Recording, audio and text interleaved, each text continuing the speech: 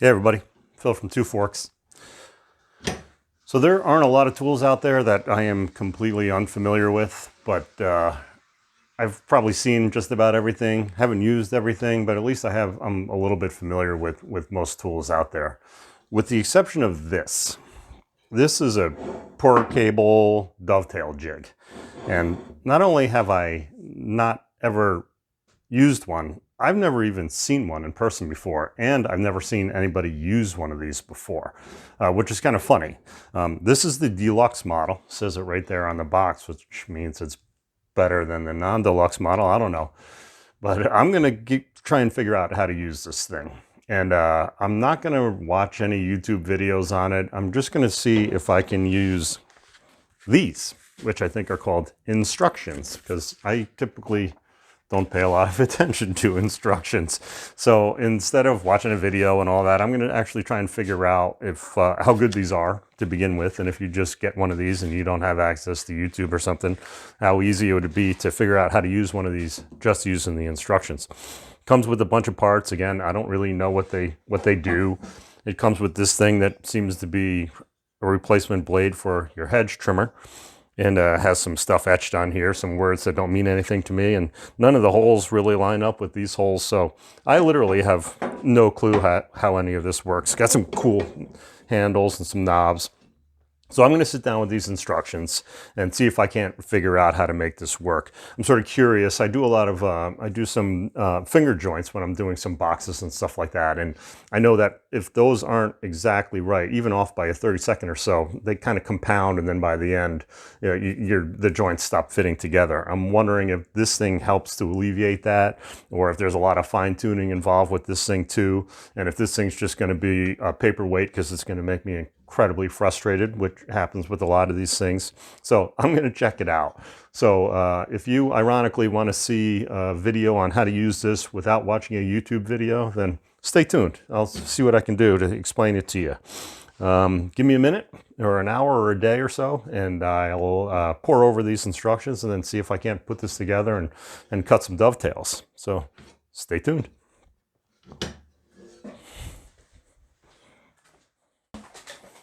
Okay, so yesterday I spent 2 hours, 2.5 hours, maybe even longer, trying to get this all dialed in. I bolted it down onto this table and got familiar with some of the stuff. And I used the other template for a little while, trying to figure out how to cut just a basic dovetail. And that jig didn't seem to be right. And I'm following the instructions, and they're pretty good. 7 out of 10, I guess I would give them. And so then I thought, all right, well, this seems to be the right one for cutting just a basic dovetail. And so I mounted that up here and started to look at it and realize there's no possible way that this is right either. The wood here is proud of the end of the thing, so there's no way you could get it started. And then it occurred to me that obviously I have to be missing something. And I'm looking around, and I grab the box and I look in the box to see if maybe there's something in there that I'm missing. And I thought, oh no, you don't think it could be possible, do you? And so then I pulled out this bottom piece of styrofoam,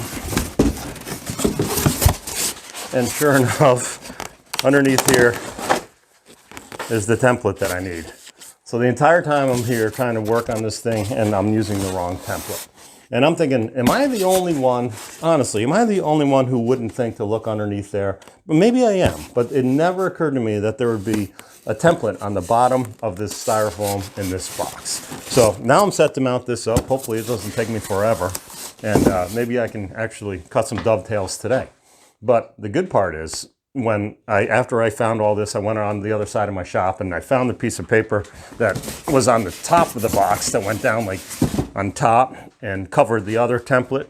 And it says on there, remove all styrofoam. Some components are located underneath.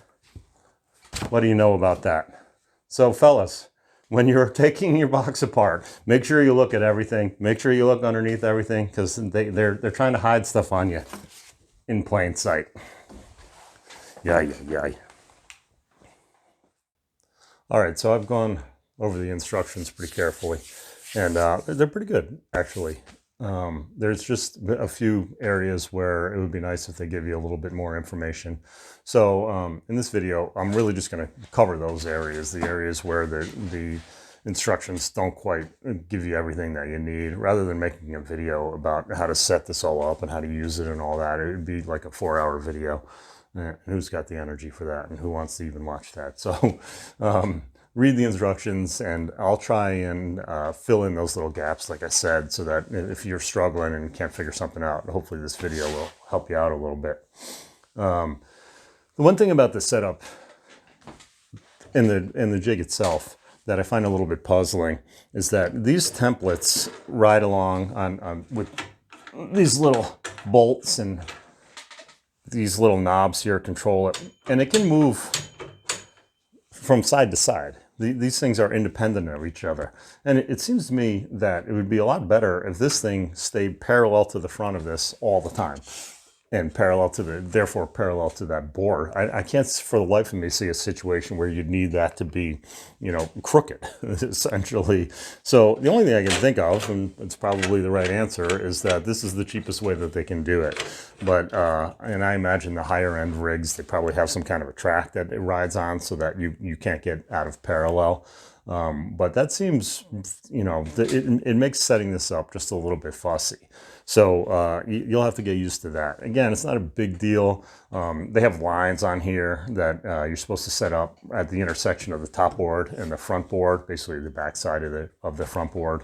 And it makes it just a little bit tricky to get that set up dead right because of the independence of these two knobs. But that being said, it's definitely not the end of the world. So the one thing that they leave out, again, as I've said before, is they don't ever tell you the depth that you're supposed to set your bits. And they have a guide on here, and it's preset. And I think most people know, at least for through dovetails, which are these, where it goes all the way through on both sides. You can see the dovetail. I think everybody probably knows that the bit depth is the thickness of your material. And it makes sense, right? Because you want this board to set in the thickness of the material, and so the cut has to be that. But maybe there isn't maybe everybody doesn't know that. I don't know. I knew it, but maybe not everybody. So it would be nice if they just mentioned that and gave you the concept of the bit depth and all that stuff. It's not hard to print that, and it would help. And when you get to the half blind dovetails, it comes up again. They don't tell you that either, and that one gets really complicated. So it'd be nice if they just said, hey, for the thickness of the material, whatever it happens to be. Once you do get this set up, and it's going to take you a little while to get that bit depth exactly right, make sure that you set it down in here and adjust that little knob so that it just barely touches the bottom of your bit.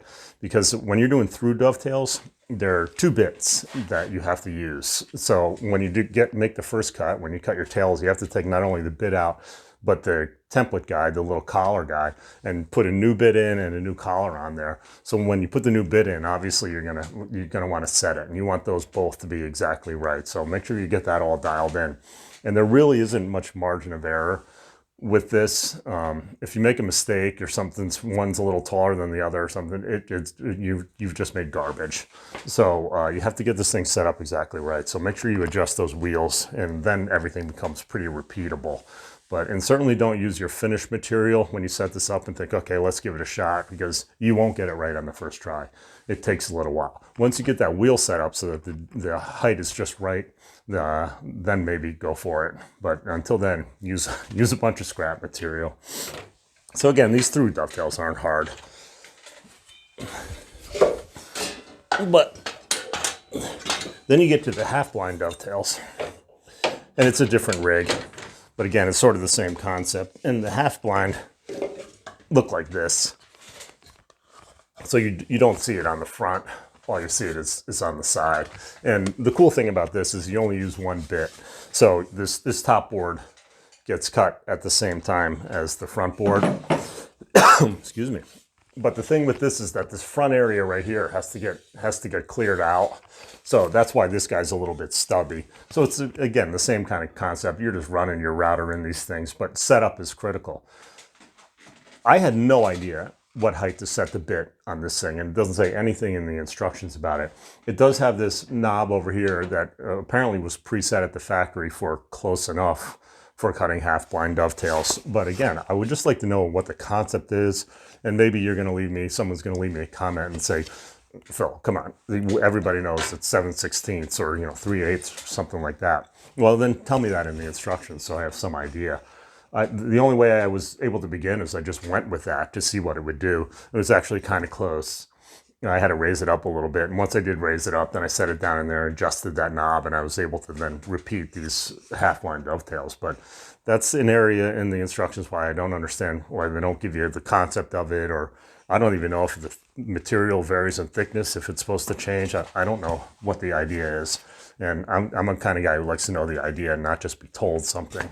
So that's was a little bit of a hassle, but again, not the end of the world. Once you figure it out, you got to figure it out. So the other thing that I did with this, and which I really like, is this through dovetail. So all it is really is it's just a dado that's shaped like a dovetail, and then your tenon essentially is also the dovetail jobber.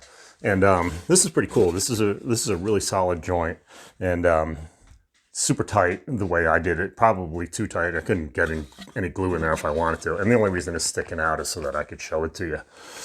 So with this guy, obviously the slot here, the dado, is just cut with down this area, and they've got a 1/2 inch, 3/8, and a 1/4 inch, these little stops over here, so you can drop it in. And these are permanent; these aren't adjustable. So at least I knew that. I got that idea, and then you just run it down through here, and it cuts your dado.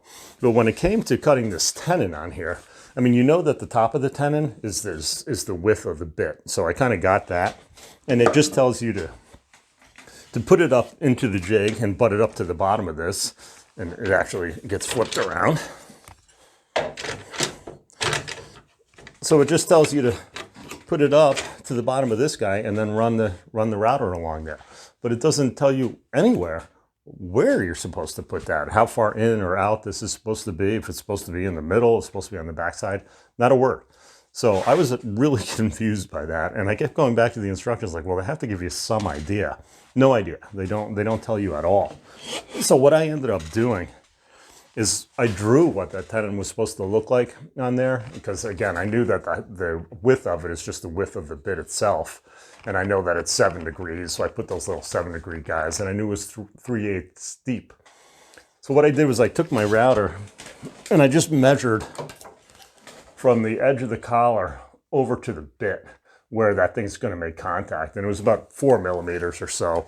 So I said, all right, I wanted to start making a cut right there. So then I just drew this line on here, 4 millimeters over from that, and that's where, when I put it up in here, that's where I ended up setting the jig. So I put it in here, and then I just moved this whole thing over till it was on that line, and then I started routing. The good thing too is that you can set your router on here and sort of look down there, and you can see where it's going to cut.